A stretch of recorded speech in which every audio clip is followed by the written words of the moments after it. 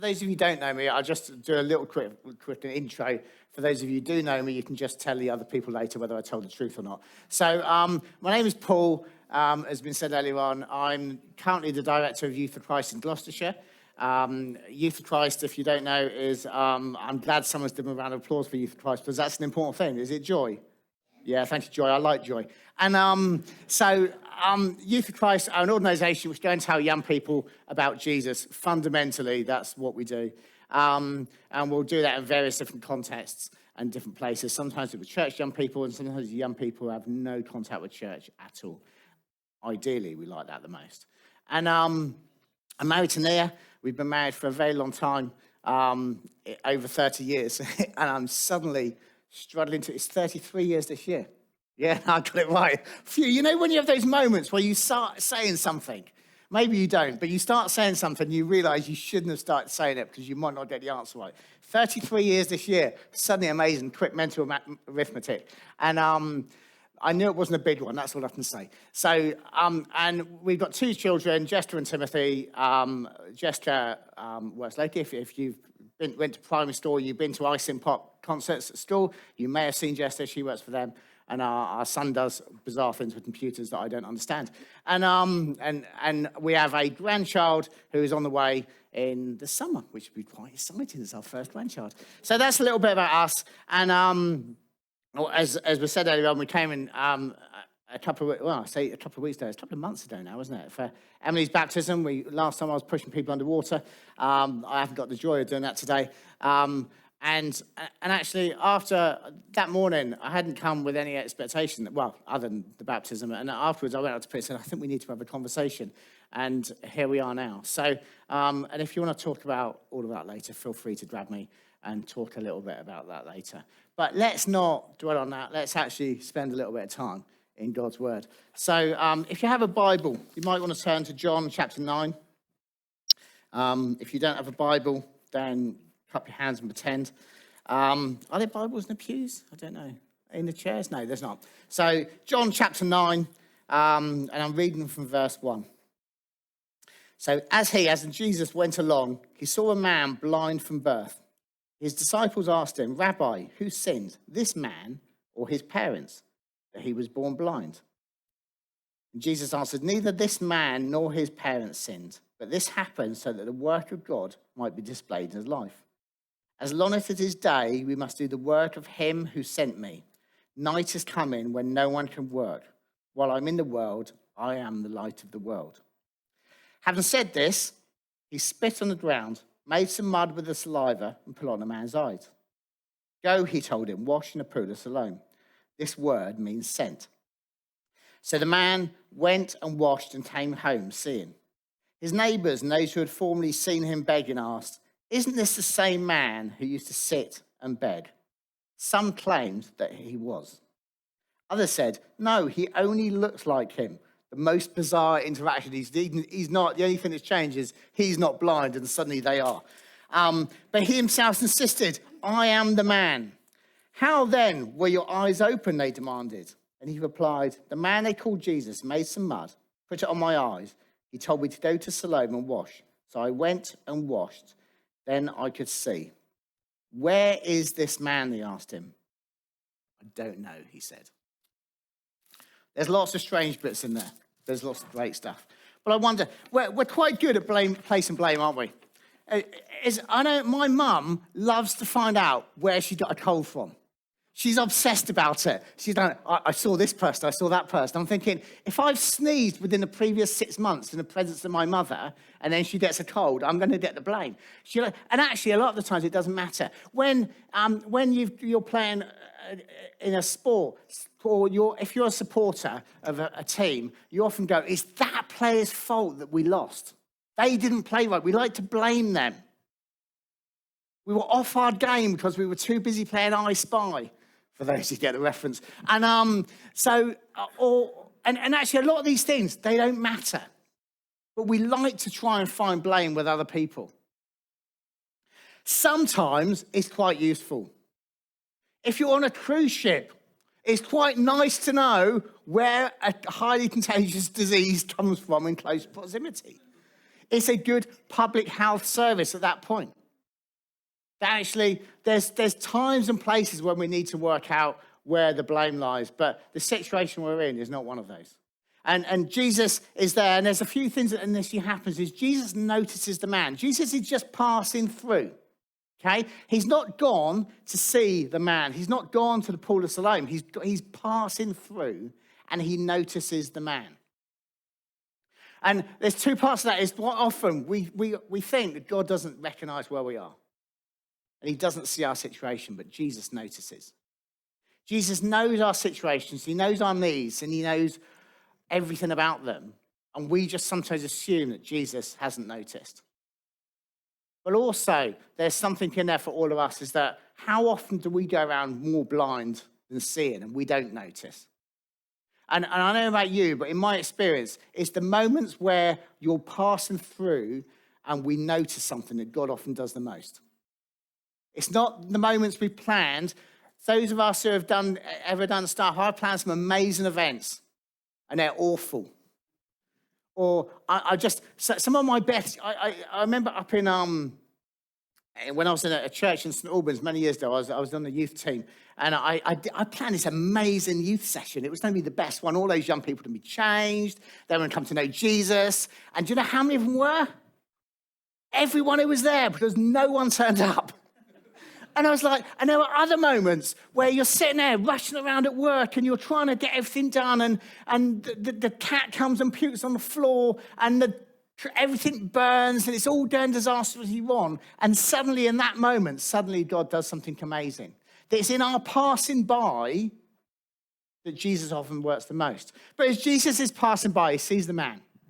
And the disciples ask, well, who's to blame? Is it his sin or is it his parents' sin? Now, it says the man was born blind. I'm not quite sure what he did to be born blind, what he did in the womb. So therefore, logically, the question is really, is it his parents' fault? Is it his grandparents' fault? Is it somewhere in there? And actually, at the time, that would have seemed a reasonable question, because that would have been what would have been taught, okay? So it's not that they've got an understanding of the man's condition based on the era they live in and the time they live in. And Jesus says, no, it's nothing to do with that. It's not about anyone's sin. It's simply about the fact that when this man has got a situation where God can work in his life. And it's not that God is saying, and not Jesus saying that people are born with a disability in order for God to do a miracle. Jesus is saying, actually, it's in our everyday needs that there is space for God to do something. And sometimes that space to do something is not healing. Sometimes that space to do something is in the work of our lives. Our son has got a condition, it's a lifelong condition, that it's just grim. And he said, at the age of 17, 18, he would have been 17, he said, well, if God can use it to bring others to him, then that's an amazing thing. And I'm sitting there thinking, I know, I don't want that. I want God to heal you. As a dad, I don't want God to use it that way. I want God just to heal you, if I'm honest. And but at the same time, my daughter was at university, and she was sharing with a friend, and she explained Timothy's situation, and she explained what he said. And this girl said, that's so amazing. If God is that powerful, that I want to follow Jesus. And that through Timothy's testimony, Jester led one of her friends to Jesus. It was in the passing by, and it was in that what God was doing in his life, not through healing, but through something else, through the way God was speaking into his life, that God worked in both his life and also in Kezia's life. So as they're walking along, this is what happens. So Jesus then does this strange interaction where he spits in the mud. And I wish Jesus would sometimes do things a little bit more ordinary. Do you not think? Because it's like, why? What even occurred to Jesus to go, I'll tell you what I've done, I'm going to spit in the mud. It takes a lot of spit to make paste out of mud, I'm just telling you. Go home and try it if you want to.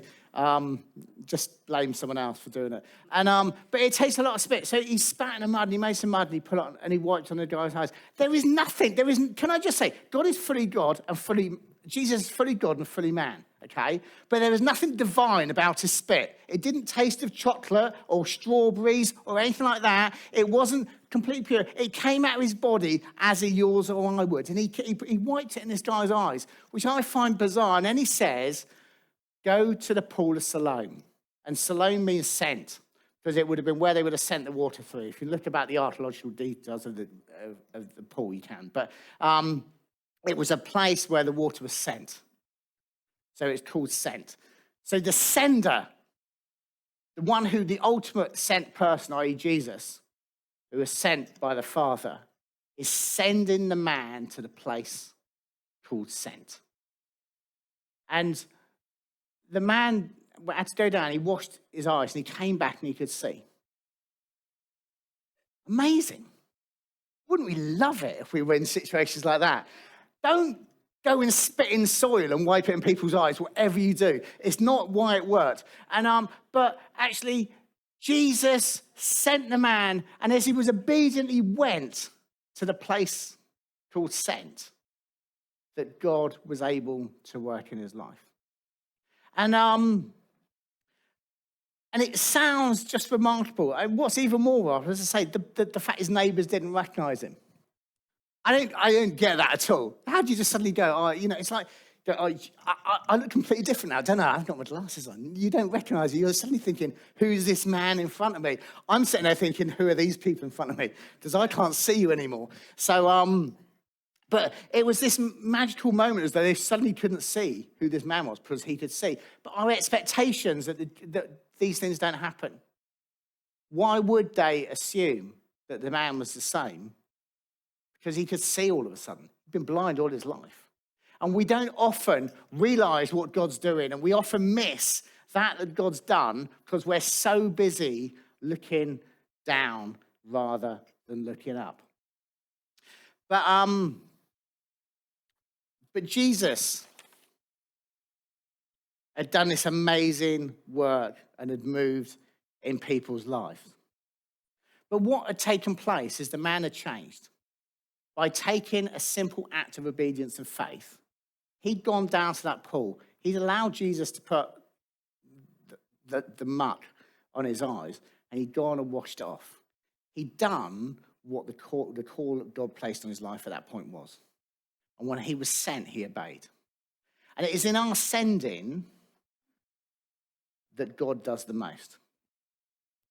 Sometimes we sit there and go, oh, if only God would do something. You ever thought that? Is it just me? And actually, the times when we do that is not the times that we're necessarily the most spiritual. It's often the times that we're the least obedient. And it doesn't mean that suddenly if you're super obedient and amazing things happen all the time. But I think it's in the little things, the little times of obedience, that God does the most. And the one question is, are we sent? And the question is always yes. It's never when will we be sent. The question is, where will we be sent? Because we'll always be sent. Because we're made in the image of God. God is the sender. Jesus is the sent one. He sent the Holy Spirit. He commands us to go. He never commands us to stay. But actually, in that place of being sent, there's vulnerability and risk, isn't there? And the man at the pool, there was a risk. At the same time, he wanted to get some water on those eyes. He had mud on them, so in many ways, the risk was lower. But he needed to go, and he took the risk. And I don't think he was sitting there going, that's really bizarre. Some guys put mud in my eyes. I better go and wash it off. He must have been assuming that God was going to do something, that Jesus had done something. I don't think it would have been completely random. There's probably little bits that, I'm not saying the Bible's not the word of God, but we wouldn't have necessarily every single word. He would have heard other stuff being said by the disciples and all of this stuff going on around him. There would have been an expectation about Jesus from other people. So he was assuming that God was doing something, but he took a risk. Because what happens when we get sent and we go to the pool of Siloam and something doesn't happen? And actually, sometimes it's a lot easier to stay than it is to go. Because actually, going always involves risk in our head, and staying is safe. But the reality is, when we stay, we don't allow God to do something in our lives. It's only when we go. And it's only when in the going that we're changed. And it's in the going that God works in our life. And actually, I was chatting to someone this week, actually, and they were talking about why they didn't do something. Because it was safer, because they didn't want to unsettle children and stuff like this. And I'm sitting there thinking, I understand that. As someone who's had teenage children, I understand that. But actually, by choosing not to unsettle, choosing not to take the risk, I wonder what you missed out. Because actually, safety is warm and cozy, but Jesus doesn't call us to safety. He calls us to go. And I just wonder what that means for you, because actually for each of us, it will mean something different. Trust me, the thought of change and the thought of being sent is a challenge for us at the moment. That's a bigger question. And but actually for all of us, in all our everyday lives, what does it mean? Are we prepared to send? So when we're passing by, we allow God to speak to us and we actually take out a step of faith and do something. Because as I say, it's not always about the big things, it's about the small things. Whether that be as you're in a classroom with your friends and suddenly someone asks a comment about Jesus and you don't know if you freeze, as you say something or do you not. Whether it's about as you're drinking coffee somewhere with a friend and they ask a question that you know that if you answer your honest conviction about what Jesus says, that there's a risk involved in that question. Whether it's about being willing to go to be the neighbor to your neighbor, that would involve your time and energy, that you're sitting there thinking, I don't know if I've got a lot of that in the moment. Or actually maybe the ultimate risk is whether it's being prepared to stand for Jesus in our own families, where obviously the risk seems so huge and it's so difficult. And none of these places are easy, but the question is if we stay and we allow God to not do something, we miss out. And actually, as I'm unequivocally passionate about mission. I think it's essential. I think it's the one thing we take out of church, we stop being church. There's a few things that we take out of being church, but I'm proving a point. And but actually, when we go, because we have the most amazing message. Because Jesus is amazing. Actually, years ago, I'm a Southampton fan. Years ago, I had a meeting at Portsmouth, Fratton Park, where Portsmouth play. I was tempted to wear my Southampton shirt. I decided I wanted to live, so I didn't. And it was a guy called Mick Mellows. And Mick was leading a thing called Faith and Football, which he was doing with Linvoy Primus. And basically, they were using football as a way of sharing the gospel. But they were going through teaching reading. And he said to me, he said, well, Paul, what I've done, we've written Bible stories, so kids can read Bible stories. And inside, I'm thinking, oh, my word, this is going to be terrible.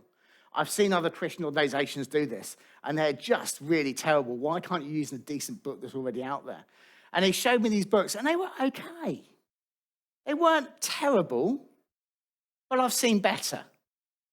And in my head, I'm thinking, oh, no, what have I come to? Why have I wasted my time coming down here? And he said, and he showed me all these letters from head teachers. And I was chair governors in a primary school at the time, and it's like, you're having kids go up in reading progress. You expect kids to move up 2 sub-levels in a year, and there's 3 sub-levels in the full level. And they were moving up over 1 full level in a year. These are kids who were struggling with reading. They were moving about 3 or 4 sub-levels, twice as much as they should develop in a year. And I'm sitting there thinking, this is amazing. I want this in my school. And then he said, and the thing is, Paul, he said, as the kids read the stories of Jesus, they just fall in love with him. And I suddenly felt like there had been a knife stabbed into my heart as I'm sitting there thinking, there was me making a statement in my head of thinking, oh, this is going to be terrible. But it's true, because actually as we look at Jesus, people just fall in love with him. Because what Jesus has done is amazing. And we should never forget, and we often do. Let's be honest, we do forget these things. But actually, the work that Jesus has done in our life is amazing. And we have an amazing story to tell. And why do I believe, why have I passionately given my life to seeing other people hear about Jesus? The reason I've given my passionately see other people hear about Jesus is because I'm passionate about the work of God that Jesus does in each of us. And if this morning you just sit there going, actually, I don't really know that, then please come and talk to me. Come and talk to me about who Jesus is. Come and talk to Pete, either of them. Or come and talk to someone you know in the church. And we'll share about why the work of Jesus is so amazing. Because actually, the work of Jesus sends us on an adventure as well. And when we go, we encounter that adventure. Let's just pray. Jesus, we thank you that you may do some bizarre things, but they are amazing. We may not fully understand exactly why you do things. But actually, we do know that when we allow you to work in our life, you do great things. And Father, that when you send us, and you send us all, it's in the sending that you change us.